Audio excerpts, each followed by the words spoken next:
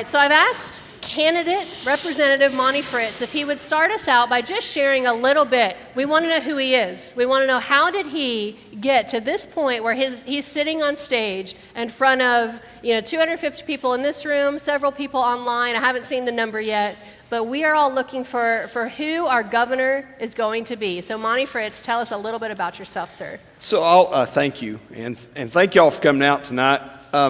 I would have to start to answer that question, and how did you get here? I'd say God's grace and his infinite sense of humor. But I have, my dear wife is probably here. She was running a little bit late getting down. I see her back in the back. Best part of me standing back in the back of the room, 42 years, my wife Denise. And thank you. Anything that you find worthwhile or meaningful or acceptable in me, God has used her to refine that into me. I'm nothing without her, just to be honest. I am, again, a husband. We've got 4 grandchildren. We'll meet the next grandchild sometime next month. We're excited about that in the Fritts house. 2 grown sons. Spent a career in most of it nuclear manufacturing, high consequence, they call it, nuclear manufacturing. Fuel for the Navy, weapons components, metal purification. Military for a little while. I joined the service. I had no intent of going to college out of high school. I thought I'd lay blocks and build steps and decks and houses and play soldier some. Hello, Brandon.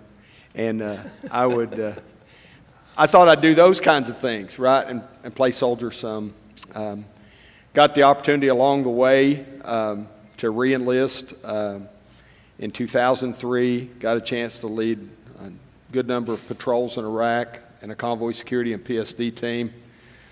I had the opportunity to finish a few college degrees, work with some great people, manage $250 million budgets, $600 million budgets, or some portion of them. I guess outside my family, though, the best part of me, and I'll stop with that, with this, is God put people in my life that invested in me. Most of the time I hadn't really deserved it. They just picked me and decided they were going to mentor me along and feed into me some, and I'm so thankful for that. I can think of all the faces, the Jimmy Villareals and Gary Spradlins and just dear friends, Alice McMillan's, people who have taken the time to, spend a few minutes with me and try to make me something better. So I'm really thankful for those gifts along life's way. Yeah. Thank you for sharing that. Thank Yes. you. And thank you for your service, Yes. for sure. Thank you. So how tonight's going to go is I've got 7 topics, and I do want to add that all 3 candidates received these topics on Monday evening. All 3 candidates were reminded of tonight's event, and all 3 candidates were reminded that they had a table in the back for each of them to put their promotional and marketing materials on. So we're going to do one topic at a time. We'll probably go for maybe 30, 40 minutes or so, get through as many topics as we can, and then we'll switch it over to a live Q&A, okay? If you need to take a bathroom break, feel free to you're in a living room setting. Make yourself at home. There's coffee, water, and bathrooms in the back. So let's get started. Can I add just 2 things quickly? Yeah, I forgot. absolutely. First, if John does wander in, I'll move my hat. That's true. Yeah, we got seats. Thank you. Yeah. And I heard you introduce her, but probably one of the, if not the finest, one of the 2 or 3, I'm in favor of a couple of those state reps we have. But Michelle Renault, God has blessed you all to have that dear woman representing you. She prays for you. She prays over what she's going to do. She reads everything. She challenges me on things. I'm telling you, God has blessed you in Chattanooga to have that dear woman, so you all take care of her. We're trying. We're trying to keep her in here. All right, so our first topic is, we're going to start kind of easy. It's a topic that pretty much every Republican can agree on, and that's immigration. So if you can show up our first slide, we've got a little bit prepared here. So Senator Blackburn, it is quite the list of bills that she co-sponsored or sponsored at the federal level that would support a Republican view of immigration. And then every slide you'll see, they're just alphabetical order. So we're going to start with Blackburn, Representative Fritts, he can speak for himself, and then Congressman Rose also has a long list of bills that he has supported to really bring immigration reform to our state. So I'd like to turn to you, Representative Fritts. A lot of legislation passed this year in Nashville that is very much pro-immigration reform. Yes. What part did you play in any of those bills, and were there any that you would have liked to have seen passed that did not? So I'm going to sound really arrogant for Okay, just a moment. that's fine. And I'm not meaning to be that way, but we were passing illegal alien immigration that we got a chance to sponsor before it become popular in Nashville. So in 2024, we passed House Bill 1872, which increased the criminal penalties for illegals who commit crimes, violent crimes, or any crime with a deadly weapon in the state of Tennessee up to life in prison with no parole. We had to run that one twice to get it through. They put it behind the budget after a letter to some of the folks that do that putting behind the budget stuff. They realized that it was not going to be popular with Tennessee citizens if we didn't pass that. So I think that was first in the nation. I think part of that bill also had, and that was House Bill 1872 from 2024, it also allows magistrates or judges to consider residency status when issuing bond. And I think that was a first in the nation kind of thing. I think Tennessee ought to lead the nation in everything. We tried to do that with illegal alien immigration. That same year, while illegitimate Joe Biden was allowing our border to be flooded, we passed an Article 3, Section 5 Tennessee Constitution piece of legislation. Article 3, Section 5, Article 3 talks about the authorities of the governor, and Section 5 talks about times of rebellion and invasion, and certainly our nation was being invaded. And at that time, Governor Abbott of Texas was attempting to slow some of that down with barriers and fences and floating devices and all those. And Biden would send federal folks down to cut those fences and stuff. And so that law, it has some interesting language in it, that part of the Constitution, and it says that the governor has authority to deploy the militia and forces, if you will, if the General Assembly shall declare by law. And so I declared it. And we put it in paper, got it passed, authorized the governor to send up to a brigade-sized force to Texas to repel the invasion. Put $5 million behind it, and again, we got that passed. And you might ask, well, why did you do that? One, we need to send a message to the White House at that time that Tennessee was not playing with this invasion. I thought that was important. Our governors need to be demonstrate more resolve about that. And secondly, I wanted to send a message to those cartels that were trafficking in human beings, that we're going to take it a little bit more seriously in Tennessee. So I was really proud to get those started and kind of get the wheel rolling. We offered also legislation that would have required everyone entering their children into public schools to bring a birth certificate or some other form of identification that child was legally here. Right.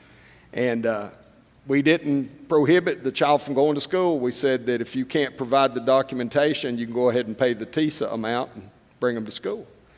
Because not only are our policies of educating foreign citizens costing you money, they're costing your children opportunity, and we can't afford that. And so I think we led the way on all those. Unfortunately, we didn't get that last one passed. There's too many weak males in the Tennessee General Assembly. And but we certainly need to take those kinds of things on, and we did it. So what would you say, when we hear immigration, we tend to immediately think of the Hispanic population coming over illegally. A lot of people confuse the Muslim population, and we tend to just loop it all into the same pot. Yeah. So while we're on this topic, what is your views, and what would you do as governor to that population? Well, let me back up on that just a little bit, something you mentioned. So in 2023, several of us went down to McAllen, Texas to visit the border because I wanted to see if it was indeed as bad as what news sources were reporting. It was much worse.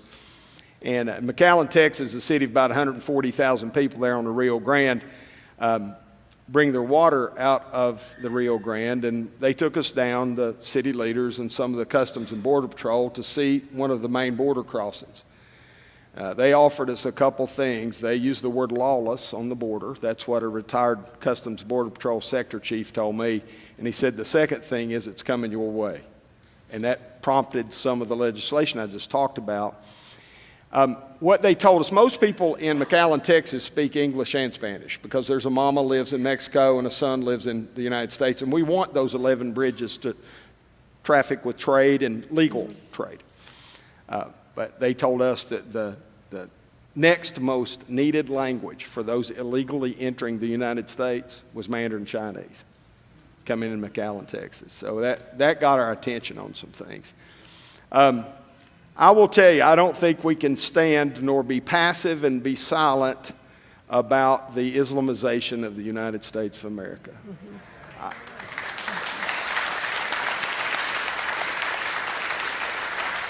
So one of the things I failed to mention when I was talking, I'm a born-again Christian. I'm created in the image of God. I'm one of the lesser examples of that. There are many better.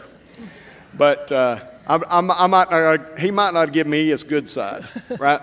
And the people that happen to come from Muslim countries and Muslim cultures are created in the image of Almighty God just like we are. As a matter of fact, Jesus took nails in his hands and his feet to save them from hell just like he did me. And so as a Christian, I don't have any right to hit them about the head and neck with my Bible and force them to bow their knee. There's coming a day when every knee will bow and every tongue will confess that Christ is Lord. That's going to happen either way, right? But what we do have a responsibility to do is to protect our Christian heritage in the state of Tennessee and in these United States. I think, again, I'm not trying to be mean or insulting with that phrase. I'm trying to spur some of these men first who are not carrying out their oath responsibility. They're not practicing fidelity to their oath in defending our nation. I'm trying to prompt them to stand up and be men. And so many of them are so worried about a vote or a dollar that they won't say that Islam moving into the United States is a problem. I will tell you that it is. Again, not that person, not that little boy, that little girl, or my Muslim friends, I won't mention their names since we're recorded, that live in Iraq. I have friends there I'd love to see again. I love them. I'd like to see them go to heaven. I want to see the folks that attend mosques that we should have never allowed to be built go to heaven. What I am not, what I will not, what we must not allow is that culture, that pagan culture, to overtake our Christian heritage so that our granddaughters will be forced to wear burqas and our sons will be subjugated to Sharia law.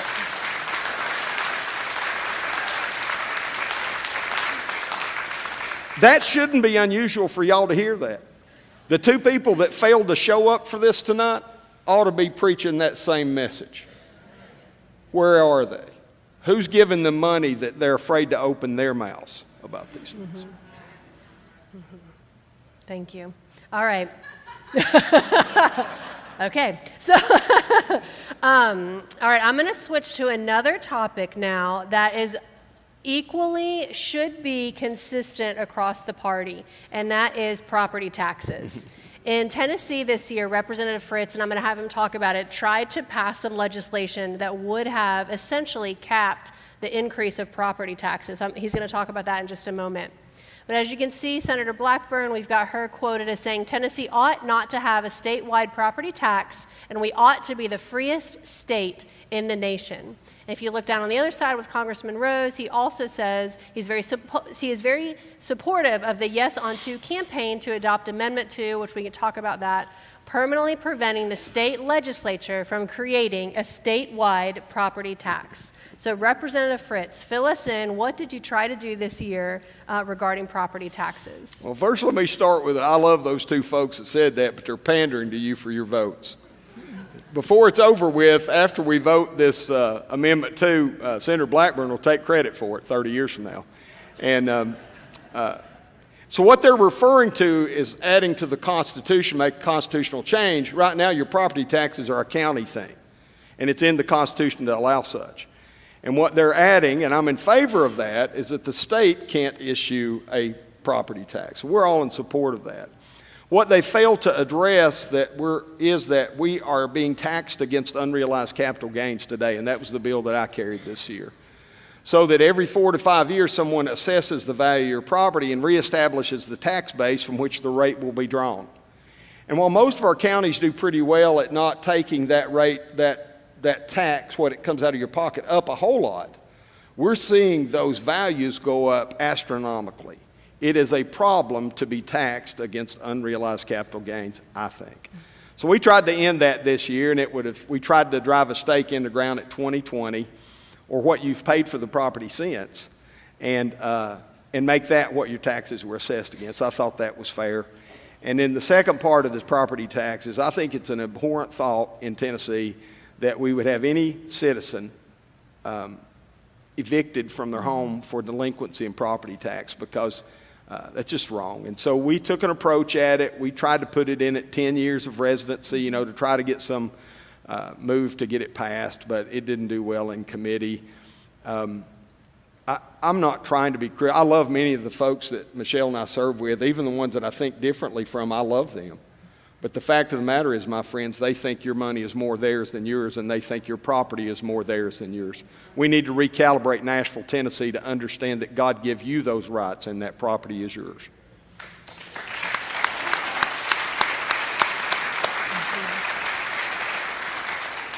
So on those lines, and this is off my notes, so I'm just spouting off here. So talk to us a little bit about eminent domain, okay, and talking about, you know, we will get to data centers in this, but I think that's an important thing that people don't realize. You think you own your property until the government comes in, they've taxed you astronomically for it, and then they have the ability to take it. Can you explain a little bit about that? Yeah, and add, sir, excuse me for interrupting, if you are elected, what do you bring to the table in this conversation?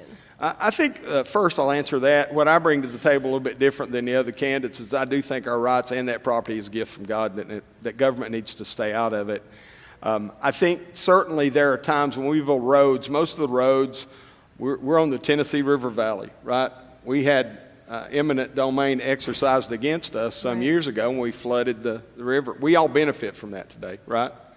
I think where people get a little frustrated sometimes, and I know I'm in TVA town, so don't y'all stone me for this, I get it. But in Cheatham County, we were going to take more property by eminent domain to put in a gas plant when we have thousands of acres that USTV owns across the southern states now. Again, we've become too comfortable in exercising that. I hear Congressman Rose talk about making everything 8 lanes or 10 lanes or something. I think he's missing 2 things. That money tree that he thinks that grows in Nashville, they cut it down a long time ago. And secondly, if you straighten out the curves, I just come down Signal Mountain. Wow. I'm glad I didn't drive my extra cab F-250. It'd be hard to make some of those turns. I was a novice in driving. I learned coming down there. But if you straighten those roads out, you have to take someone's real estate to do that. And I think we should be very careful about how much we exercise eminent domain. You know, usually it's going to come, it's for your safety, or it's for the children, or something like that. And you know, there are cases, I think, that it's probably going to benefit us all. And so I don't know that that's an absolute 100%, but I think we've gone way too far in how we exercise eminent domain. Now, we have folks in the General Assembly that are standing up against private property ownership rights and the autonomy of the communities to force landfills into places like Scott County. And people that live in Jackson County, like Representative Todd, want to force Scott County to have a new landfill. Again, some of these people think they own your property more than you do, and we've got to recalibrate that. For sure, for sure. All right, let's shift to something a little bit more dicey here, is school vouchers. So Republicans, I can find any Republican, even probably in this room, there are Republicans all across the spectrum of in support or opposition to school vouchers. So let's look at how our candidates have voted. Senator Blackburn, she supports school vouchers. She co-sponsored the Educational Choice for Children Act to expand education freedom and fund scholarship awards for students to cover expenses related to K-12 public and private education. She strongly supports the Tennessee EFS program. Congressman Rose also, he has been quoted saying, "I think Tennesseans are open to ideas about how we deliver school choice options to parents. I think they're willing to see that to try to figure out how to deliver those options effectively, particularly to lower income parents who otherwise would have no options. My view is we have to see this through and make it work." And I believe we have a quick video clip on this one as well. Maybe not. All right, let's move on. All right, so Representative Fritts, tell us what you think about school vouchers. Well, the first thing I think is those words from Congressman Rose are about about 40 words of saying nothing. And sounds like a politician, doesn't it? I voted no primarily on these education freedom scholarships, the vouchers. Thank you. I voted no because Article 11, Section 12 of the Tennessee Constitution, I think, prohibits that. The first sentence in that section says that we recognize the inherent value of education. We all recognize that, whether it's stretching 12-2 wire or laying blocks or learning to read and do algebra. It's all important. That second sentence refers to what we would call, I think, K through 12 today, and it says the General Assembly shall provide for the maintenance, support, and eligibility standards for a system of free public schools. I think that's a specific and restrictive statement. I think it limits us from being able to take public funds and put them into private schools. One of the arguments I get with that, because I talk to lots of people about this, and there are lots of different views on it, is they say, well, Monty, the Constitution doesn't say you can't do that, so we can. Be careful if you follow that philosophical view of the Constitution, because the Constitution doesn't prohibit me from wearing a Stetson into my political events either, but they can't make a law tell me I can't. Yeah. Does that make sense to you? That's a very slippery slope, malleable Constitution approach when people make that argument. And, I've promised to end the scholarships. That's going to make 35,000 people really mad. Oh, yeah, it is. And yep. I'm going to borrow somebody else's white Dodge truck to drive back and forth to work because I'm pretty sure mine's going to get egged. But, and I understand that. I don't really have any ought with the people that have applied for that. My ought is with those who are constitutionally illiterate that voted for it. And further, the model that we've offered is fiscally unsustainable. And that was corrected some this year. I voted again against the expansion of the vouchers this year. And it's not, my friends, because I don't think you're free as parents. God gave you not just the freedom, but the responsibility to train up a child in the way it should go. Our founders recognized the inherent collective value of having a public education system, just like they recognized in Article 1, Section 29 of the Tennessee Constitution that you have a right to navigate the Mississippi River. Most of y'all don't exercise that right. But you have it, and they wrote that in there, I think, because they understood that our economy with the world was dependent on the Mississippi River. And I offer that, what seems like a stray example, just for this. We do benefit from having public education. How about we focus on making our public education excellent rather than incentivizing the decision of folks? And the last thing I would offer, and I love John Rose, I'm not picking on him, but your words are what your words are. And when he uses those words that we need to take care of the lower income, let me tell you what the redistribution of wealth model says. It says that we'll take money out of your pocket, Ann, and we'll give it to who we decide can have it. Is that not what we're doing with the vouchers right now? And that offends the hound out of people when I say that. Mm-hmm. I'm not trying to be offensive. I cover one more thing on that question, because some of y'all I hadn't met before. And I don't want you to think I'm just that angry old guy sitting up there. It's not that. If I'm going to apply for this job, you need to know exactly what I think. That's why I think it's such an abhorrent thought that these other two won't show up and talk to y'all. Now, if you had paid a $500 or $1,000 a plate rubber chicken dinner somewhere, they might be there. And they'd ask you for a few more dollars. But why shouldn't we do this? Shouldn't your candidates for the chief executive officer for the state of Tennessee stand and ask your questions and tell you what they think? And again, I love you whether you're going to vote for me or not. You're fellow Tennesseans. I say that everywhere now because sometimes I sound so gruff, especially after I've been running pretty hard, right? Yeah. So the great liberty in feeling like God has called me to run for governor, I can just say what I think. And if you like it, you can vote for me. If you don't, I still love you.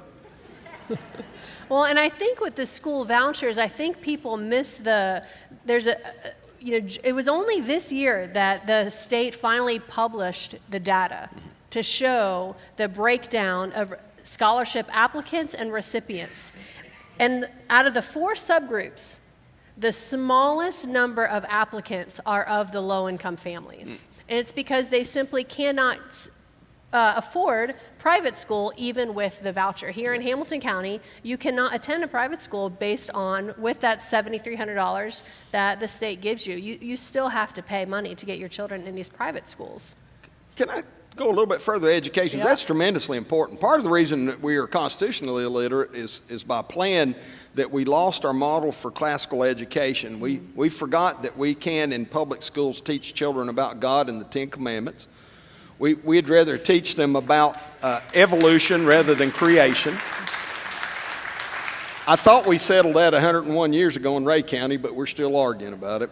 And we have our public school teachers issuing tests upon tests. I had a 4th grade teacher tell me last week that he spent at least a part of 60 days in preparing for, administering, or evaluating tests. He could have spent some of that time developing curriculum that makes little Tennesseans grow up to understand that being part of the volunteer state is the best thing in the entire world, and we need to spend more time doing that, I think. And one last thing, might be 2 last things on education. We've entered this thought process. Every kid's got to have a laptop and an iPad and a U-Pad and all that kind of stuff. I don't have any opposition to the technology, but we have allowed our books and our ability to read and report on something in pencil or pen and paper to be subjugated to a computer learning where the teacher in many cases is forced to just sit and monitor. She's playing hall monitor or he's playing hall monitor in the classroom while everybody's on their electronics. How about we go back to books? How about we practice Rickover's principle?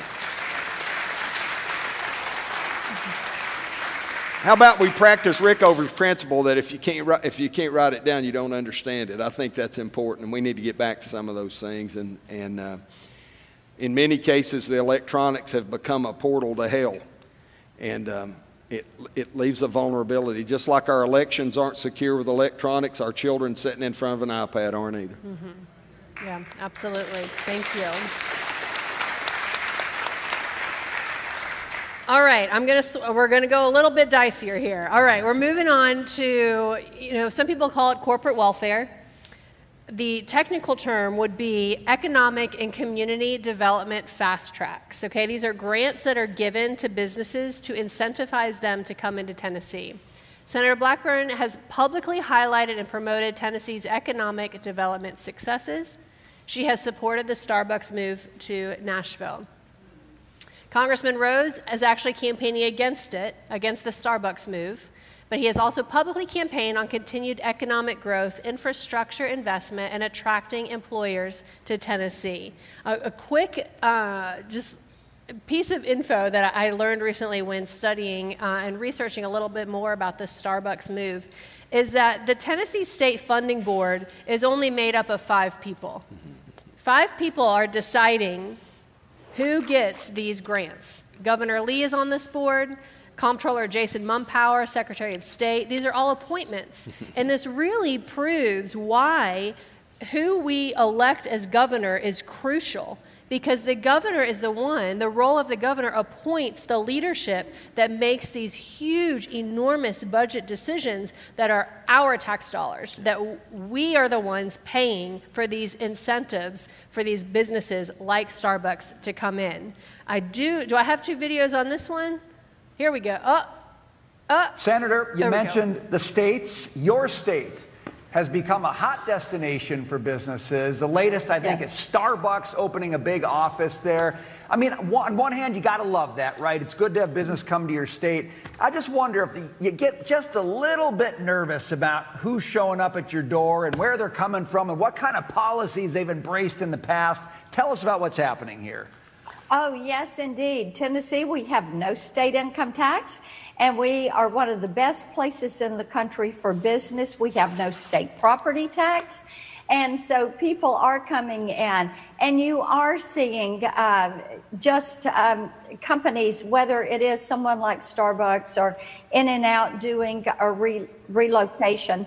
And yes, they like what we have to offer, and they many times will talk about defecting from big blue states like California, Illinois, New York, and coming in for the diverse economy that we have in Tennessee. We're the best place in the entire United States to live, to work, to rear a family, and to create those jobs so your kids have jobs to come home to. We ought to support the businesses that are grown right here in Tennessee. Those are the most secure jobs. When a Tennessean starts a business and builds it, those jobs are going to stay here, and we as taxpayers are not asked to pay for those jobs. You know, right now, I think we're trying to recruit one of Starbucks headquarters to Tennessee. We're going to pay $30 million to bring one of the most woke companies in the country to Tennessee. And, you know, frankly, I think we probably ought to use that money to help Tennesseans start businesses rather than bringing a company to our state that doesn't share the values that we all have as Tennesseans. All right, thank you, Ella. So we have heard from our two other candidates. Marsha Blackburn has supported the move of Starbucks moving to Nashville, and Congressman Rose has stated that he is publicly against the move. So Representative Fritts, what say you? I'm against all of the corporate welfare. I would agree with Senator Blackburn on one thing. We do live in the best place in the world, and if she really believes that, why does she think we have to pay people to move here?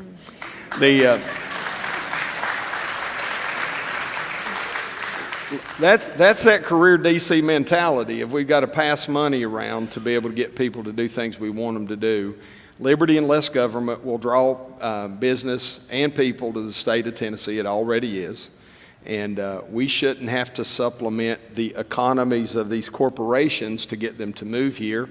We are conditioning a behavior in them that when 8 to 10 years out, they have a balance sheet that doesn't look the way that it wants to, or they want it to, they'll stick their hand out again and say, we're thinking about moving to Sheboygan if you don't give me a few $1,000s. I don't know that anybody would move to Sheboygan, but anyways, they didn't mention things like part of the reason I was motivated to run for state rep, we spent $550 million so that the Titans can play indoor in Nashville. You all spent that. And I just think that's abhorrent. And so it's not just picking on Middle Tennessee. Last year's budget, part of the reason I voted against the budget, and part of what I ask about these two fine people that just talk, why don't you stand up on those budget items that are abhorrent and vote against the budget rather than take us to $39.33 trillion in debt when I looked a few minutes ago? And when you bring the Smokies into Knoxville from the what we call the Dollywood exit up where I live, 407, I think it is. Yeah. We spent $13.5 million of your dollars to move that professional baseball team into downtown Knoxville. That's not right. And so when you see the voting records of many of those career DC politicians, and many of them become career politicians, and after about 2 years, some after 2 months. Tell another story. Since they're not here, I get all their speaking time. Let's give them applause for not showing up. The first thing I heard after I got elected, I didn't know what to expect. Here I'm a country boy from Kingston, and I show up, and I'm all, they've elected me. What were those people in Rowan and Loudoun County thinking? And I got there, and I started to hear from all of the higher-up people in Nashville. They said, well, you have a new #1 job, Representative Fritts. And I said, what is that? And they said, to get reelected. No, it's not. That's not my #1 responsibility. My #1 responsibility, according to the Declaration of Independence, which is the anchor for our Constitution, both U.S. and state, is to secure your rights. And I am in no way securing your rights if I'm sending $550 million of your dollars to build the Titans a new stadium or $13.5 million to build the Smokies a new stadium. We need to stop that. We need to take those dollars and put them in infrastructure, not just roads, but water, sewage, solid waste, emergency services. We have a hard time with ambulance drivers in the state of Tennessee. Most of us think that's a necessary infrastructure. yet we can afford to pay Starbucks because those 5 elitists, in many cases, make those decisions. My goodness, what are we doing? Isn't it time to yank a knot in that and stop it?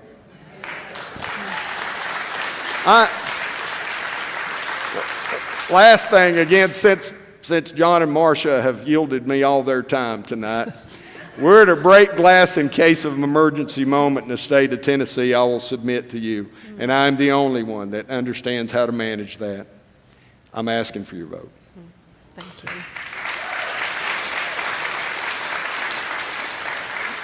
Let's see. All right, I'm going to pivot a little bit on this one because every time I talk about the Second Amendment from the perspective of Tennessee Stands and trying to educate, most people do not know anything about the Hughes v. Lee case. Could you educate us just a little bit about what this case is? What is the law? I actually just got heard again. What is that? 2 days ago, I listened to the appeal meeting with John Rose as the attorney. So if you could can you pivot from a forum debate style and just educate us? What is this lawsuit that the state of Tennessee is in? So in many places, and particularly in 3917, 1307, don't remember ABCD, I don't remember which one, but there's a phrase used in Tennessee law that says intent to go armed. And so most of us Americans and Tennesseans in this room, we think that we're innocent until we're proven guilty.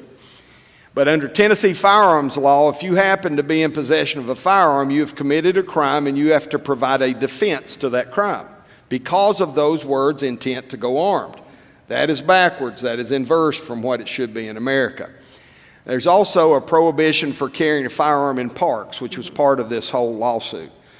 So the plaintiffs in the lawsuit, led by a fellow named Hughes, started in Gibson County out in West Tennessee a couple years ago, and they filed a lawsuit against Governor Lee, against Attorney General Scarametti and Jeff Long, the Commissioner of Safety, and they said, we think the intent to go armed phrase and the carrying parks are unconstitutional. So that went to court, to the Western District Chancery Court for the state of Tennessee, 3-judge panel, and they declared indeed that it is unconstitutional. And that's a big win for us, right? I think, for our rights.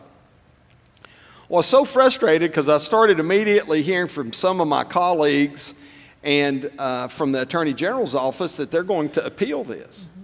And I'm not picking on Chris Todd. I love him, but he's an idiot when it comes to the Constitution. Can I just be that clear? You did, yeah, you said that. Yeah, I have, so I guess I can. So I was on the phone with him this morning. He said, that morning when that come in, and he said, we need the court to rule on this to tell us how to write the law. The courts don't write the law. That's the legislator's responsibility. And so he and a bunch of others piled on with, supporting this. We sent several of us sent a letter to Scarametti and asked him to advise the governor not to seek this appeal. And so they appealed that verdict in that Chancery Court. So they're using your money to argue against your rights. That's a problem. This year, let me go just a little bit further with the whole intent to go armed. We started actually last year with a couple pieces of legislation that were what I would call comprehensive constitutional carry, because you don't have that in the state right now. And we were addressing things like these silly gun-free zones where 95% of all mass murders occurred in the last 50 years, if you look at crimeresearch.org. Taking on the intent to go armed part of it, the carry in parks, and campus carry. I think when you send your 20 or 19 or 18-year-old young man off to college, or your daughter, where's Bella Streval? If she was in here. Everybody say hello to Bella Streval back in the back of the room. So here's why we're doing that. Here's why we're calling this young lady out, because she's a young American for Liberty who made 4 trips down this past year because of House Bill 2514, which was our approach to put constitutional carry back in and to decriminalize campus carry for law-abiding, fine young Americans like that young lady. And they stifled her voice. We couldn't get our House committee chairman to even hear it. And the guy in the Senate who happens to be from down this area somewhere. Yeah, he is. Yeah, so Gardenhire. Okay, Yeah. there it is. He who shall not be named. Yeah. He rolled that to 2027. Those are gutless, cowardly moves of career politicians who are more worried about maintaining their committee chairmanship than they are in securing your rights. And that young lady back in the back of the room has done all the right things to stand up and go to school and take care of her family and her friends and be a fine witness in Upper East Tennessee. She's not allowed to defend herself on campus, and she probably weighs 92 pounds soaking wet. Tell me how that's okay. Tell me why these gutless people like Chris Todd won't stand up and vote the right way. Here's where the sermon comes to y'all. You need to make them uncomfortable. You need to call them and write them and go visit them and challenge them on their oath and their fidelity to that oath in the Constitution. So if you win the governorship, what will you change in Tennessee? Several things. We will have many more conversations like that with big audiences. It'll make many of those people like Chris Todd and others very nervous. And because they are worried about their number one thing is getting reelected. And I won't get on him anymore after that. So I don't want to be inappropriate and tacky. I'm just telling you, friends, you need to go to these folks and give them a hard time. You do. As governor, I want to enforce unconstitutional law. I don't think we're supposed to. I think that like the 1989 prohibition on having a long gun, a shotgun, within arm's reach, and if you have ammo within hand's reach or arm's reach of that firearm, and you're not going to a range, going hunting, or going to get that firearm worked on, or you just purchased it, you've committed a felony in the state of Tennessee. You're a criminal. That's not okay. We shouldn't enforce those laws. Shall not be infringed is really crystal clear. Article 1, Section 26 of the Tennessee Constitution is really clear. And we'll see if we can't suspend this silly appeal. I haven't heard the verdict of what happened in court yet the other day. I knew it was being still argued. Still at a stay, yeah. Yeah. So I think that we need a voice for your rights. And the reason I'm so passionate about the Second Amendment, and the reason I'm getting on poor old Chris so hard and others about that, there's a whole list of them, Capley and Grills and several of them, is because they took an oath to defend your rights. And that same Bill 2515 that I just got y'all to wave at Ms. Bella Streval about, since we couldn't get it to move, we did a Rule 53, which is a not very often used procedural rule, to move that bill from where it was behind the committee to the House floor. And you all happen to have in your presence tonight 2 people that voted to move it to the floor, me and Ms. Renault, but only 17 Republicans out of the entire body and 4 Democrats voted to pull that bill to the floor to be voted on. So I don't know if they don't care about Bella Streval's rights and yours. I promise you, if you hire me as governor, that's going to be a priority, because the way your government, your elected officials look at your Second Amendment rights is the greatest leading indicator of what they think about your humanity. If they think they can limit your magazine capacity, or you can't defend yourself, or barrel length, or gun-free zones, and all those things, they think you're less than them. I think God gave you those rights. And I think that there is no nobility in government in America nor in Tennessee. And I think that it is the responsibility of the elected public office holder to work for you to secure those rights. Thank you.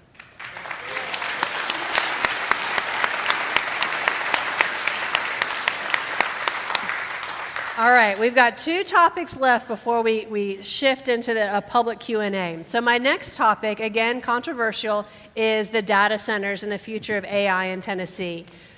Senator Blackburn has been, let me be very clear, data centers are going to be a good and important part of Tennessee's economic growth.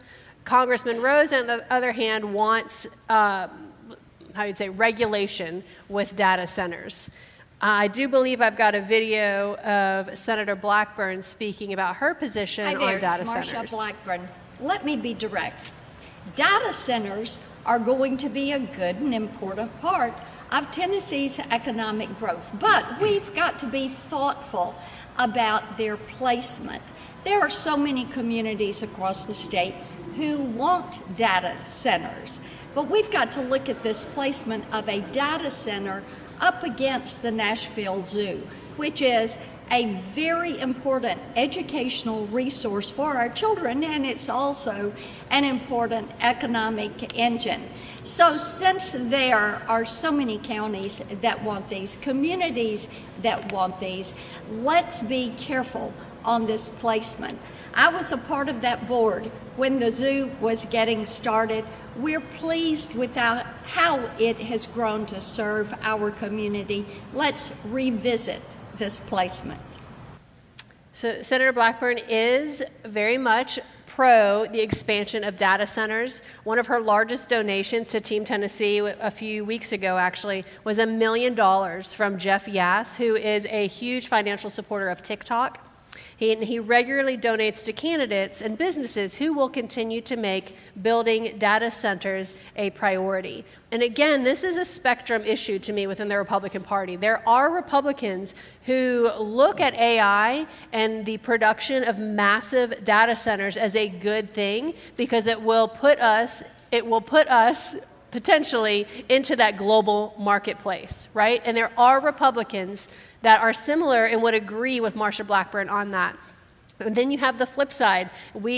Hamilton County, 10 minutes from here, is Georgia. If we're seeing all across the state of Georgia that Georgia Power Company is coming in and using eminent domain and taking people's property to expand these data centers. So Representative Fritts, how do you feel about data centers, and if elected, how would you regulate them? I'm still staggered that Senator Blackburn thinks zoos are economic engines. If a zoo is an economic engine, it's like a 2.5 horsepower little crank start thing. Wow. At least she wants to protect the monkeys and the orangutans. There's just too much fun in that end. They should have showed up for this. Goodness gracious. So here's what I think about. We're electricity generation. We did some things. Butler carried a piece of legislation this year that for some of the AI type data center type stuff that they have to bring some of their power, that may help some. But we're at a deficit in electric production in the state. Those people like Congressman Rose who have oversighted, I think he's the caucus chair for the oversight for USTVA, have failed miserably over their tenure in Congress because we've shut down generating capacity like Bull Run Steam Plant a couple of years ago. It was 4.3% of the generating capacity within the state of Tennessee. And so I'm not sure he's our answer to nuclear energy. But we're already seeing rates go up some because we have a greater demand than we can provide, and we have to buy some electricity from Duke Power and from Southern Power, and so you have to pay the market rate for them. Silly decisions by people in the Biden and Obama administrations put costs on fuels that exacerbated the rate increases for us. So just for that, that's one reason. Secondly, water. If I understood the letter correctly from USTVA from last week or 2 weeks ago, 70% of the Tennessee River watershed is in a severe drought condition, and 40% in an extreme drought condition. And so worse than 40 years based on what I saw. And then I had someone go to the meeting for me the next day, and as I understood it, in 150 or so years of monitoring, and certainly TVA's not monitored 150 years, and we hadn't had pools of water 152 years, so it could be some apples and oranges. They said this was the fourth worst in Tennessee River watershed management. That concerns me for a couple reasons. Maybe we'll get into the geoengineering and how they may be stealing our rain out west in a minute. But to bring in an industry that could have both, either or, and both, a quality and a quantity impact on our water might be a little bit ridiculous. The Duck River right now is being so drawn from for the growth in Middle Tennessee that they're talking about rebuilding a dam that had been torn down or building a pipe system from the Tennessee River to the Duck to be able to transfer water in it. I'm not sure that robbing Peter to pay Paul, with Peter being the Tennessee and Paul being the Duck in this case, is the smart thing to do. But another reason to be very cautious about the data centers. I don't think that we understand the field impact. I think that's what Senator Blackburn was trying to articulate there, and what impact it's going to have on our cattle, our crops, and especially our children, and the zoo. But I'll worry about those other three first. Yeah, Lord knows we don't want to hurt the economic engine of our zoos. Does that not make y'all say, wow? It does me. Anyways, so that's a problem for me. And here's the last part. It's where it gets a little bit preachy, Ann. I think that God gave even people like me, the least of us, 2 good brain cells that can work really hard to answer your questions and solve big problems. They're working really hard right now. You just can't see it. It's really busy behind these glasses.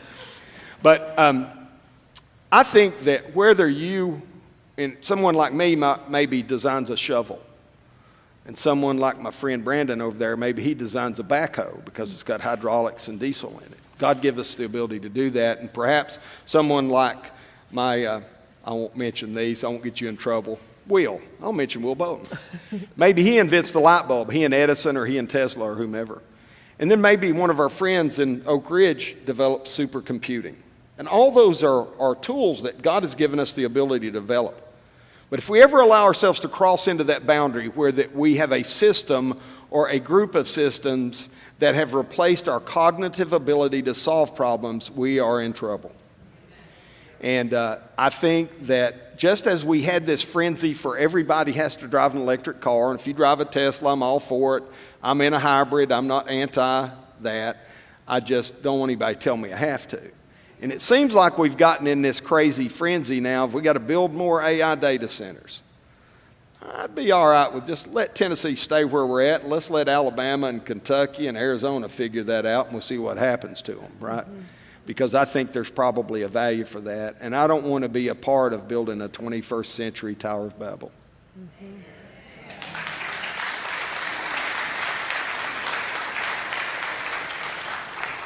All right, last topic, and then we'll move to the Q&A. I want to talk about MAHA as a whole, right?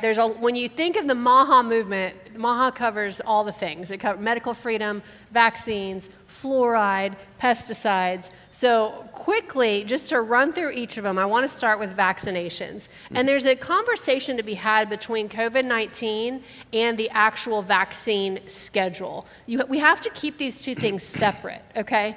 So if you look at Senator Blackburn, the first two things I state here are she has publicly declared that COVID-19, the vaccine should not be mandated, okay? If you look at the far right, Congressman Rose has said the same thing. We should not be mandating the COVID-19 vaccine.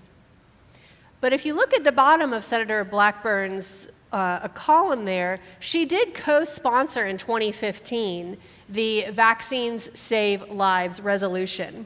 And she stated at the time, she said, "I'm both infuriated and deeply disturbed by the news that the United States could lose its measles elimination status.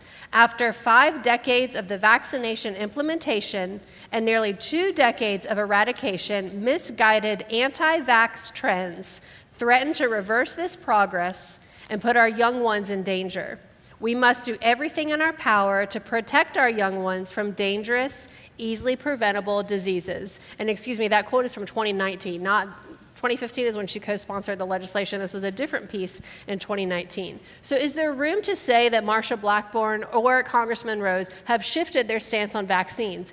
It very well could have. I think a lot of Americans, myself included, to be totally transparent, have shifted. The more we know, the more we understand, the more we saw through COVID, it's like, wait a minute, time out, I'm wrong. I have to reset. And I think that's happening across our country, and it's being led by people like Michelle Renaud in our state, Monty Fritts as well, people that are leading to help us create laws that allow for medical freedom. So just to be clear, there are 2 separate conversations between COVID-19 and then the childhood vaccination schedule. Real quick, also in all this is the fluoride bill, which you co-sponsored with Michelle Renaud, that would have removed, and when we say fluoride here, No one's talking about medical grade fluoride that you get at the dentist. That is a totally different conversation. The fluoride in our water system is fertilizer runoff. And if you have more questions about that, any of us would be able to answer. We tend to be a little bit fanatical about the fluoride bill because it is truly insane. And so here we see that Blackburn likely would vote to not oppose it, as she co-sponsored H.R. 416 that recognized community water fluoridation as a vitally important public health initiative, and there was no information on Rose to support either way. And then lastly, under MAHA, I know, I'm going to give you a lot to talk about. Sorry about this. All right, last thing real quick is the pesticides. This is another MAHA piece of legislation,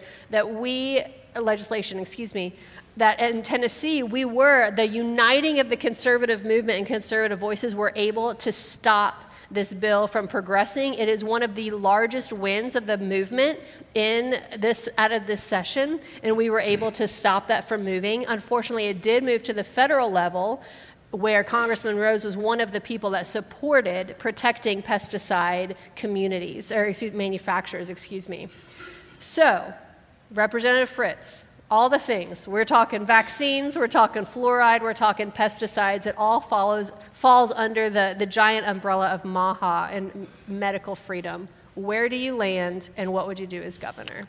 First, I'd go back to that first slide and just offer that perhaps the hopelessly misguided acceptance of too much big pharma money influenced some of Senator Blackburn's answer. And then on that second slide, I would perhaps we're unable to determine is because Farm Bureau hadn't told John how to think yet. Just to be candid, just being candid, they should be here to defend themselves. I think, we started this, and I didn't realize what we were doing, to be honest with you. My friend, Representative Halsey, in the answer, not the MAHA movement. Okay. My friend Halsey handed me that geoengineering bill, not things I had ran on, to be honest with you, and not as effective as we would like it to be, but as I started to research, I realized how much we're being bombarded with chemicals and materials that we shouldn't be, how it may be affecting our water availability even this far east. I think that it's time that we, the people, need somebody that will speak for them and for the small farms rather than just the big corporate interest. And I think part of the key to that is looking at where these people have taken money. Mm-hmm. And it's not just John and Marsha. We've become common in just sticking our hands out and allowing people to put money in it, and they influence their votes, and that's not healthy. I think we've been fortunate to have a dissenting opinion come into Trump's administration with Mr. Kennedy that has helped with that. And he's been beaten about the head and neck for some of the positions he's taken. Janice and I carried, and there were several pieces of legislation up there I was looking through that we'd tried. I don't remember the number on this one, but it actually started with Senator Pody and I, mm-hmm. and he started the first draft. That autonomy to decide how you're going to be vaccinated and your children are going to be vaccinated is tremendously important. And I'd like to see us stop the use of mRNA and self-amplifying mRNA platforms in humans and veterinary in Tennessee. And you tried. We tried, mm-hmm. Yes. I met with a person the other day, I can't disclose his name yet, but is working on some things in that area, and his is more in alignment with some of the language you saw that after Janice picked up the bill in the Senate, some of the language on the Senate side was changed as a real biohazard and what the impacts are. And again, just because there's a wealthy global interest in some of these platforms, and it may be even something nefarious, doesn't mean that we've got to go full speed ahead into them. The whole statement that Senator Blackburn made about losing measles vaccination status, things are much different than in the vaccines, I think, than what many of us that have a little bit of gray hair were when we were kids and we took them. We've allowed something to happen. And whether it's profit motivated or control you motivated, I'm not sure. But we've seen not only in the computer industry, but even in what we call healthcare today, that there's a perpetuation of keeping you sick to keep giving you medicine. Mm-hmm. We've got to get away from that. What are we doing to our children? You know, my generation, me, I'll take responsibility. I've been too busy with things I enjoy, and we've allowed things economically to deteriorate so that we have an affordability crisis, but we've also allowed them to deteriorate in our food supplies. What we eat and what the Europeans eat are different, and I don't want to model the Europeans in anything. But I think we can do better with our food supply and the dyes and the chemicals that we allow to be put in our crops. And you know, I have two people. One of the persons, Amy, is here. Bernadette's not here. Bernadette has been one of the biggest, I guess, mentors to me on that. And I did vote the wrong way on the 809. I trusted the people that were carrying it, just looking at the words on it. And this was the glyphosate bill. It was all about the label. I think I really come to the epiphany that Bernadette was 100% correct when it didn't go through in the state that the federal government picked it up. Mm-hmm. And you can see this whole, I'll use the word cabal of influence that's just going to tell us what we do. Mm-hmm. And that's not okay. And part of the passion you heard from me, and if it's inappropriate and me picking on another representative like I did a moment ago, I apologize to you, not to him. But I'm just being candid. I'm not trying to be ugly. But these people work for you. It's time they start acting like it. And it's time they start listening. And, you know, there's a huge movement. So you've got some good folks that are leading that. Miss Amy's one of those. And I'm honored that they picked me to get this MAHA endorsement. I'm thankful for that. So let's try to pass on food and health care and decision making and farming that is a little bit cleaner and better for our children than what we've had. I think we should do that. We should never have a commissioner of health in Tennessee or any other department that thinks that it's their responsibility and authority to tell you what you must put in your kids' bodies or yours. It is their responsibility. It is their responsibility to provide you information and get out of the way and let you make the decision, I think.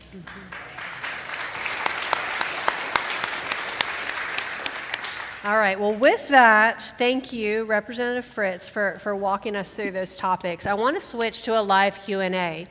Doreen, can I ask you to actually pull this mic up and stand here? And I think Leah is coming on this side, and she's going to pull. So we will have a live hot mic, one on this side, one on this side. If you have a question, I'd love for you to go ahead and stand up and get in line. I know, you know, as conservatives, we like to talk. So everybody likes to talk. Democrats really like to talk, I guess. So I just want to ask you, if you have a question, I'd love for you to ask it. If you could just get to the question, that would be helpful so we can get as many people through as we can. And let's see, ladies first. I'd like to. Oh. Could we invite John and Marsha? I'm sure one of them's watching this. Oh. Are they welcome to call in with a question? They can absolutely call in with a question. If anyone, now if you're watching at home, you cannot call in with a question. This is a privilege of being in the room. But Senator Blackburn, Congressman Rose, I would love to have you respond. Actually, to any of my emails or contact to you I would appreciate that, but I'll take a phone call at 7:22. I don't mind. I'm having too much fun with this. I know. No, you're gonna get me in trouble. All right, let's start over here. Ladies first. The mic should be on. Hello. Yes, Can you hear me? Okay. Thank you. My name is Leanne Martin. I'm your East Tennessee field rep for the Tennessee State Employee Association, other known as TSCA. We are your lobbying association and your advocate for 46,000 state employees. My area is from Mountain City to right here in lovely Chattanooga. You all are my people, and I represent you in East Tennessee. Thank you. Our association believes that state employees is the backbone of this state. They get up every day and sacrifice in different departments, such as the Department of Children's Services, Department of Human Services, TDOT, a lot of departments. This past legislative session, there was an administration bill that was set out, SB 1873 and HB 2540. This administration bill had 36 sections that was detrimental to state employees. It took away sick leave. It took away their Step 3 appeal rights, an external review in case they were terminated wrongfully. It took away disciplinary action of freedom of after 2 years, it was going to be permanently placed in their record. This is what we called the monster bill. As of April 21st, the House voted 42 yes, 40 no, and 4 present not voting. Thank you, Representative Fritts, for voting no for this bill on the House floor. I would like to say that. This bill was also referred back to Calendar and Rules Committee. The legislation can rear its ugly head this come January and bring that bill back. If you are elected governor of the great state of Tennessee, what is your agenda for our great state employees right here that serve this great state every day? Thank you so much. Thank you, Leanne. That's a big question. So House Bill 2540 first, in case you don't know what it is, there's lots of things I want to unpack there, if I might. Okay. So it's an administration bill. That means that the governor's office wrote that bill and handed it to somebody to run it. I find that constitutionally violated. I think legislators are supposed to write that. The Constitution of Tennessee says the governor from time to time can make suggestions, but he's not really supposed to write bills. I think Leanne just mentioned that that bill had 36 or 37 sections. The Constitution requires that we address one thing at a time in our legislation. That's a whole lot of one things. And so I didn't see that bill until it come to our government ops committees. I'm on all the government operations committees. And we were able to send that out with a negative recommendation, which means that you didn't get enough votes to be able to say we support that legislation. And so that was, I thought, a big win. I didn't think we would get a further be able to stop it because it wasn't an administration bill. And stopping an administration bill, in my experience, has been tough, even if you think it's wrong. It come to the House floor, and there's a really great guy from up in Northeast Tennessee, Tim Hill, who's another state rep, and he spoke really passionate against this bill and how it was detrimental to the state. And I got a chance to speak on it on the floor. Let me tell you why I spoke against that. The 46,000, I've been quoting 43,000, so I've been wrong for 2 weeks. I'm glad you corrected me. I've led some pretty complex operations where I had a bunch of people working for me, hundreds of people working for me in big budgets. And I've learned in that work to evaluate everything through a safety, quality, schedule, cost paradigm in that order. Just like I'll tell you that I'm a Christian, constitutional, conservative Republican in that order, I'll tell you that when you make decisions in business, you ought to make them safety, quality, schedule, cost. If you do that, the cost and the schedule are taken care of by the first two generally if you put your work in, right? Part of that means that you listen to the employees. You don't let the monkeys run the zoo, but you back to Marsha. Yeah. Right. And if you do let the monkeys run the zoo, for goodness sake, don't put the AI Center too close to it. I'm going to have too much fun with that. Anyways, I think it's important for the employees to have a voice. I think it's important for the citizens to have a voice in what's going on, not just the 46,000 employees. I think that we've reached a point in Nashville, Tennessee, where many of those folks that are wearing suits and working in the office buildings have forgotten about the people in the work gloves, the hard hats, and the steel-toed boots. I think they've focused far too much on issuing contracts out in many of those departments. And some company does very well by operating the contract. And we've forgotten about the voice of some of the state employees. In everything I've ever done, from leading patrols in Iraq to managing operations at Y-12 or nuclear fuels, if you stop listening to the employee, doesn't mean that, again, you always have to do what they tell you to. That's inverse as well. But if you're not listening, if you're not giving them a voice, you're about to run the whole thing in a ditch. And I can tell you, there's many of the departments right now in Tennessee, I think, that are about to run in a ditch because nobody's listening to the people that do the work. So we're going to make sure that they have an ear, Miss Leanne, to listen. We're going to require an open door policy in the commissioners and the senior leadership offices and guarantee that there's no retaliation, because the other thing I hear from state employees, if they offer a comment, they're afraid they're going to get in trouble. That's not the way this is supposed to work, right? It's not the way it's supposed to work. And that's going to include an open door policy with the governor's office, not just for the state employees, but y'all. I think my friend out in Middle Tennessee calls it a People's Day. Our Constitution calls out for an ability to issue a remonstrance or to speak directly My approach at trying to help with that is going to be the first Saturday, the second Saturday, I don't know yet. Maybe it's 9 to noon, or maybe it's 8 to 1, I don't know. But we'll open the doors in the governor's office. Then you working folk will have an opportunity to come sit down with the governor of the state of Tennessee and say, you're doing okay over here, Monty, but you're failing miserably over here. How do we fix that? I think that's important. I think that'll help our employees. Yes, ma'am. Thank you. All right, John. Oh. Hi, my name's, am I on? Okay. Yes. Hi, my name's John Baker. I'm a member of this wonderful church. My question for you is that there has been a reduction in the number of students in public schools. It's just a declining attendance issue. And that what the state did was what they call maintenance of effort, okay, where the school systems continue to get X amount of money. And recently, they added another clause that you didn't even have to have those butts in the seat, that you would still get paid for that empty chair. Is there something that you would do to correct that?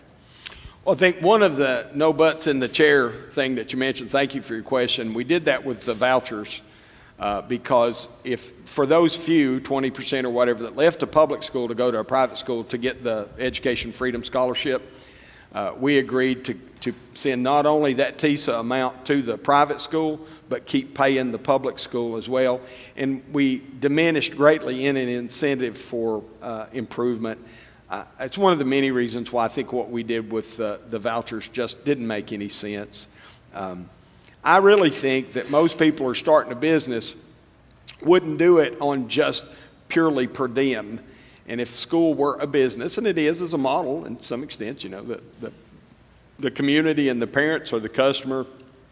The child's the product, not to make it sound too industrial, but then our educators and our schools are really the factories of learning, right?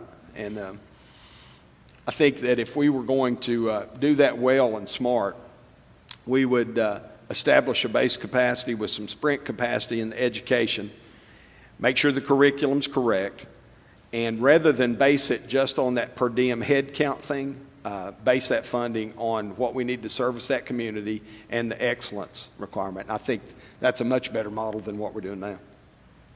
Thank you. Thanks, sir. All right. My name's Chris Obenberger, and I believe it was last year there was legislation that was passed that prohibited all the spraying that they're doing in the skies. Obviously, it seems to be a useless piece of legislation, unenforceable. I called some office. I was told, well, it's above Tennessee airspace, et cetera, et cetera. But what goes up must come down.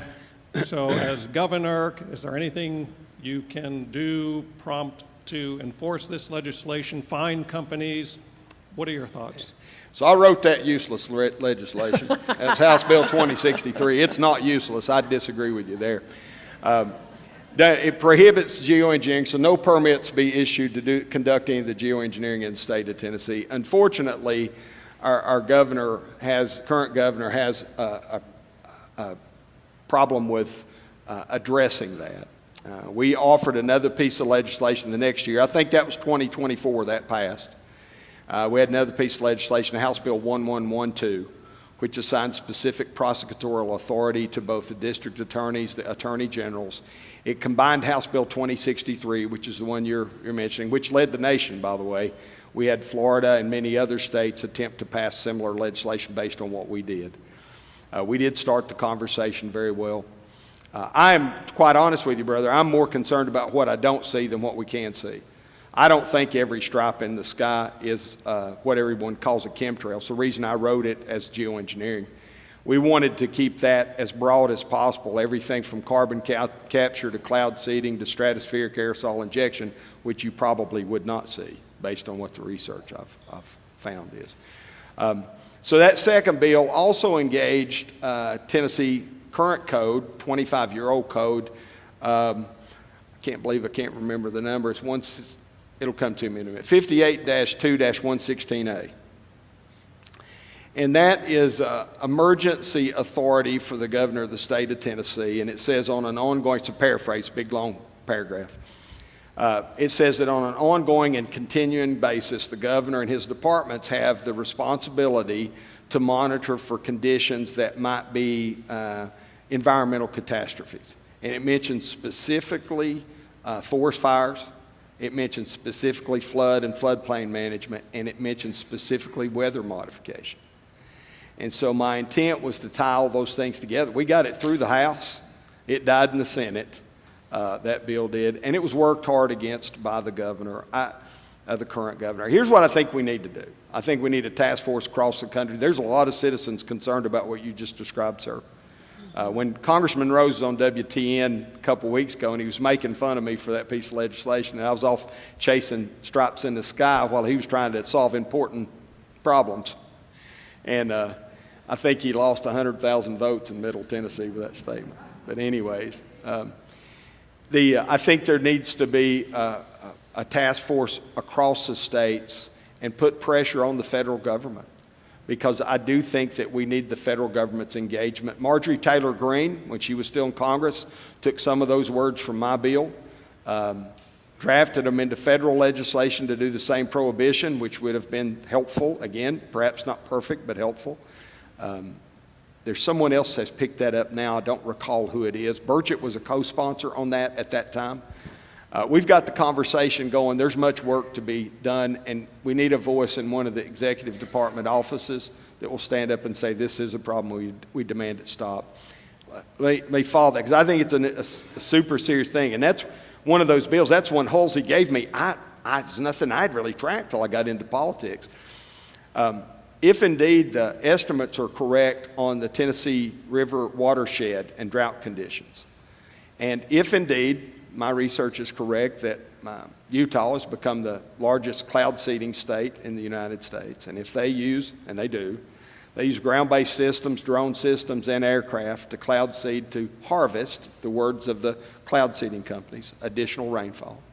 If indeed that there was cloud seeding the day before the tragic flood in Texas where so many children drowned, and if indeed many of us think that there was cloud seeding that took place over East Tennessee before Helene hit, so much so that we sent the governor a letter and asked him to do more sampling. They refused to do so. And I keep the records for those letters I sent. I think first engagement by the public's important. And sometimes my poor little legislative assistant will get the hell beat out of her because somebody will call in, she doesn't give them the answer they want, and they're mean to her. If any of y'all are doing that, you need to stop that. These people are trying to help, and so help us help you. And keep raising your voice, wear this current governor out, and then let's see if your next governor, if he's from Kingston, can do a little bit better about elevating that issue and making something happen. Thank you. Thank you.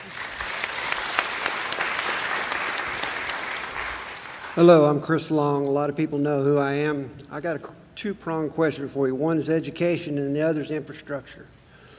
And the educational part of it is I had dinner with the lady that runs the foster kids program for the state about 10 years ago. And she warned me that there's a problem coming up that she was really concerned about. And what it is they go into these foster kids and they're not taught any life skills.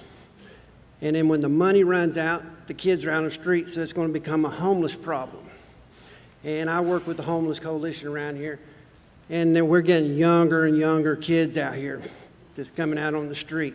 And we need to address that problem because it's going to escalate big time. So if we hire you as the governor, what's your stance on that? Can we put vouchers for trade schools for these kids and regular kids out here that can't go to college?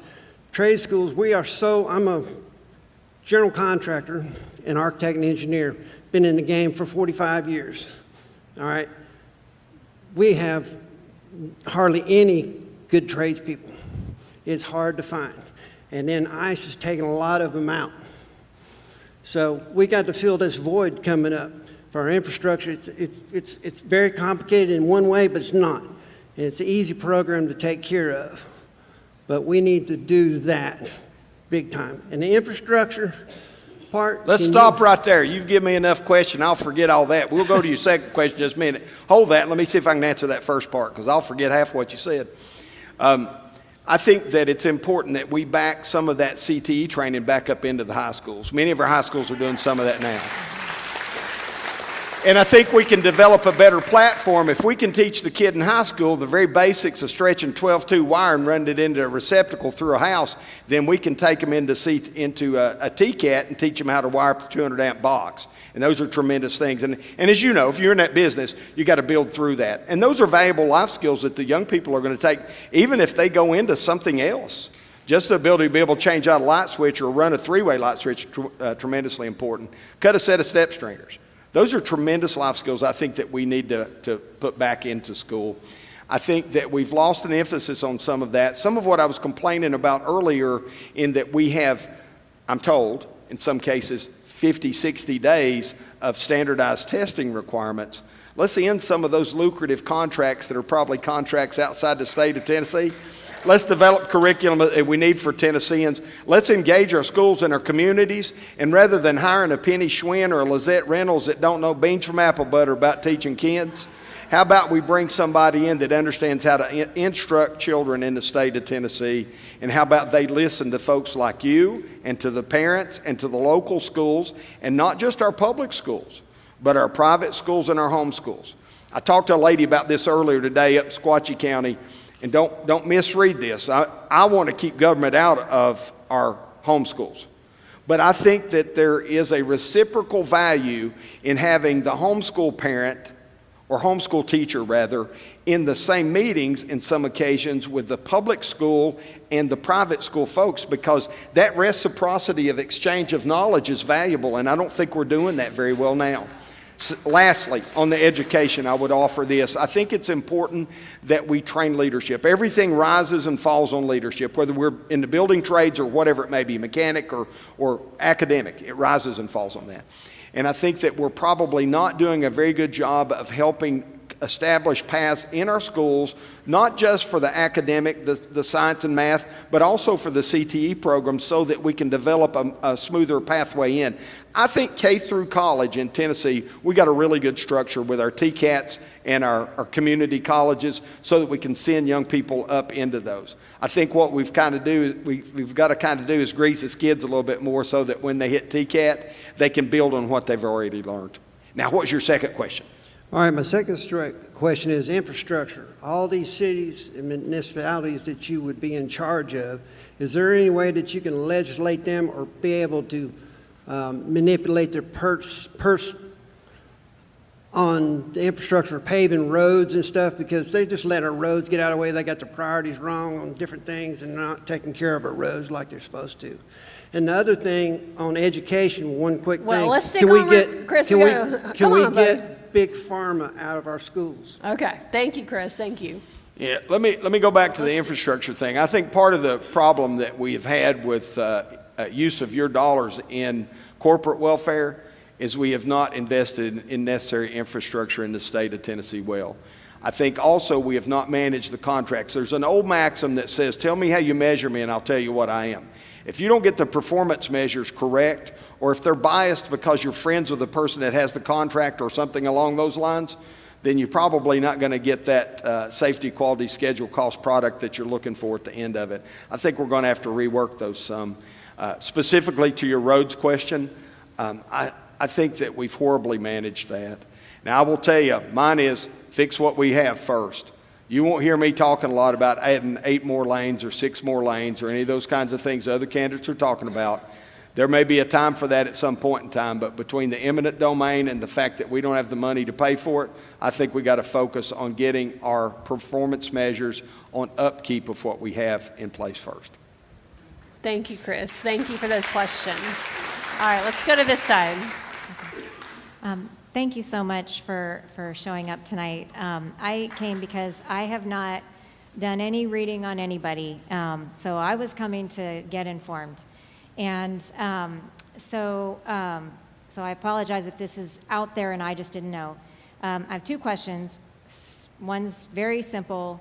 Do you take money from any foreign lobbyists? No. Okay, awesome. Secondly, and I think you kind of started to go into this. You know both the others do. Yes, Okay, yes. all right. Yeah.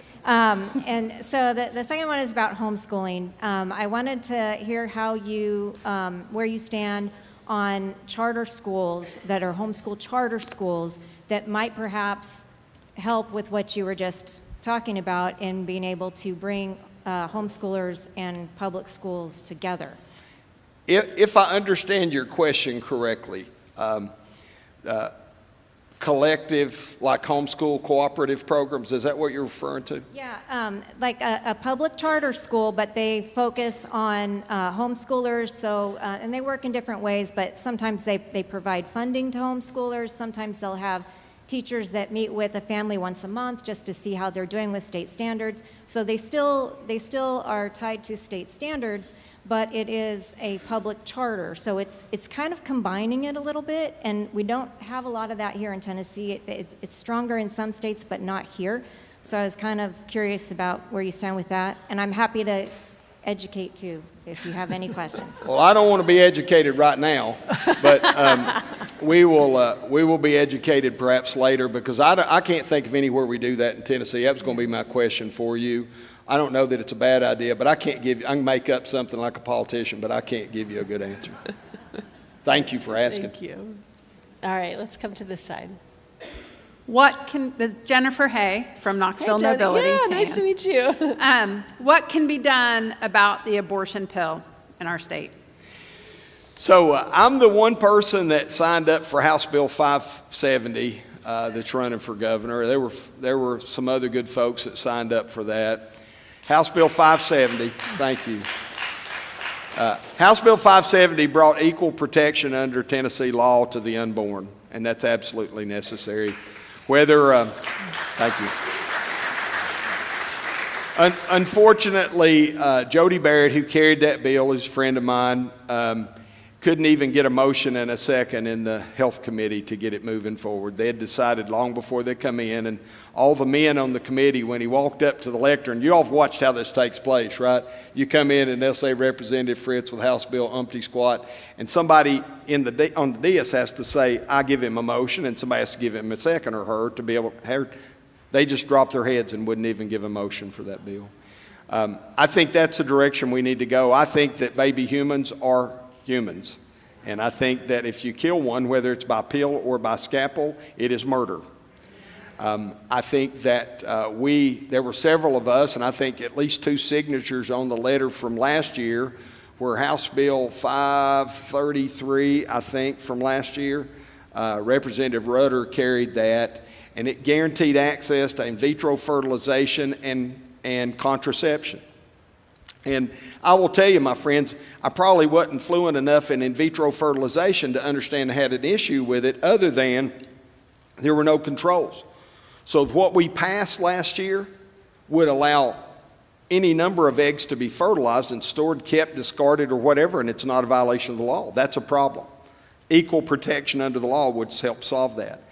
Secondly, it provided that you have a right to contraception. I don't care if you all use contraception or not. It's just not my responsibility to pay for it, and it's not your responsibility to pay for his in Tennessee. So when you pass laws like that guaranteeing a right, what you're setting up is that we're going to pay for it. Our health departments are already issuing that stuff. They had on their sites, Tennessee health departments were even issuing, and I'll be careful if there's any little children in the room, but it's the question, I'm going to answer it.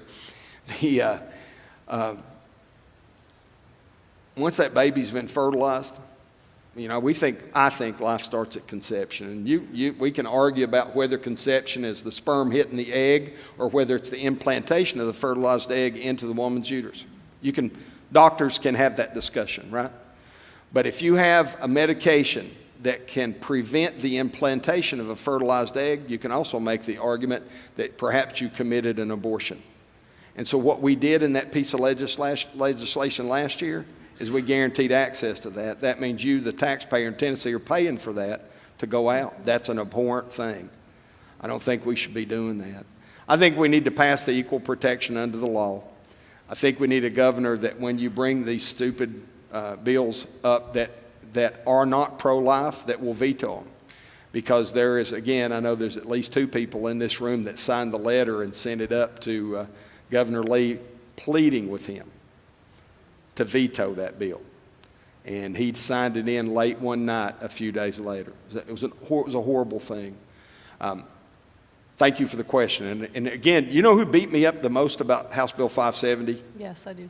Church ladies. Yes. Maybe not this church, but church ladies beat me up the most because the left got out and said Monty wants to execute women. Mm-hmm. I promise you. They did. I promise you. That's what happens. You can. Let me finish. Let me finish. You get me off thought, and then we'll talk for 30 minutes about this. Be polite. The governor doesn't necessarily prosecute. Let me just go to that, right? That's the attorney general that does the prosecution of things. So let me go back to the question. One of the problems with this issue is you have folks that are trying their best to protect life, and if you don't answer questions exactly the way that somebody wants you to, it becomes a problem, right? We need to get on board with these folks that are protecting life, because those of us that signed that bill, I can promise you, and it was the strongest pro-life bill praise come through the state, we got wore out. Because the left only takes one talking point, and they say, okay, if abortion is murder, then you want to imprison the women. Well, I got to tell you, friends, I'll just be honest with you. If you're complicit in the murder of a child, I don't care if you're the father, the mother, the doctor, or the pharmacist, you're complicit in the murder.